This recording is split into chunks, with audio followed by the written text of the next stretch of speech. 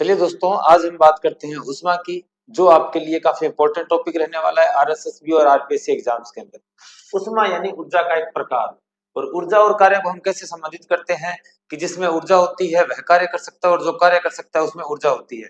अर्थात ऊर्जा और कार्य एक ही प्रकार है, यानी दोनों एक ही चीजें हैं। तो हम कह सकते हैं उष्मा की भी आपको वही मात्रक मिलेंगे जो आपको किसमें के मिलेंगे, कार्य के मिलेंगे, यानी जूल हो गया, कैलोरी हो गया, जूल हो गया, कैलोरी हो गया। उसके बाद आपने एक सुना होगा गुप्त उष्मा। आपने क्या सुना होगा? गुप्त उष्मा। गुप्त उष्मा होती है कि एक निश्चित ताप पर अवस्था परिवर्तन करने के लिए आवश्यक जो उष्मा होती है उसे गुप्त उष्मा कहते हैं। जैसे कि जल जो है वो 100 डिग्री सेंटीग्रेड पर उबल रहा है, अब इसको वाष्प में बदलना है, तो वाष्प में टेम्परेचर 100 डिग्री सेंटीग्रेड रहना चाहिए, जल का भी और वाष्प का भी, दोनों का भी। लेकिन जल से वाष्प में बदलने के लिए कुछ एक्स्ट्रा उष्मा चाहिए, तो उसे हम कहेंगे गुप्त उष्मा।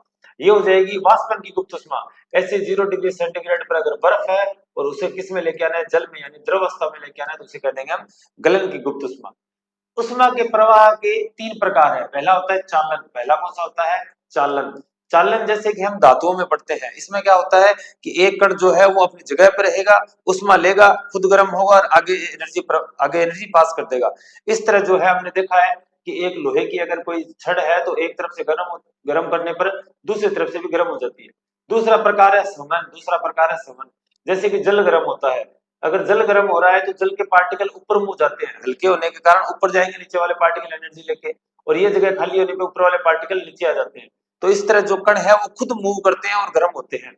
इसी तरह कहते हैं, इसे इस तरीके को कहते हैं समन। और तीसरा तरीका है विकिरण।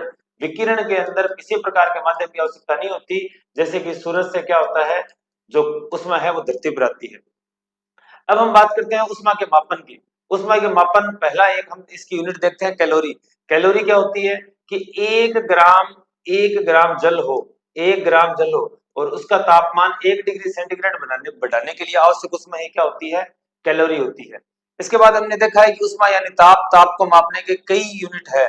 सेल्सियस पढ़ा, फारेनहाइट पढ़ा, रोमर पढ़ा, केल्विन पढ़ा, रेकाइन पढ़ा। इन सभी में एक संबंध भी हम उसको देख लेते हैं। संबंध क्या है, बदलना हो तो C/5 बराबर F माइनस 32/9 बराबर R, रोमर है ये 4, R/4, ठीक है, और K माइनस 273/5। अगर आपको रैंकाइन में कन्वर्ट करना हो, डिग्री रैंकाइन होता है, केवल एक केल्विन ऐसा होता है जिसके अंदर आप डिग्री शब्द उपयोग नहीं करते, बाकी सब में उपयोग होगा। डिग्री रैंकाइन क्या होता है? डिग्री सेंटीग्रेड गुणा 1.8 और प्लस में 491.67। अगर आप ये करते हो तो आपको डिग्री रैंकाइन कन्वर्ट कर सकते हो डिग्री सेंटीग्रेड को। उम्मीद करता हूँ आपको जानकारी पसंद आई होगी। चैनल को सब्सक्राइब कीजिए।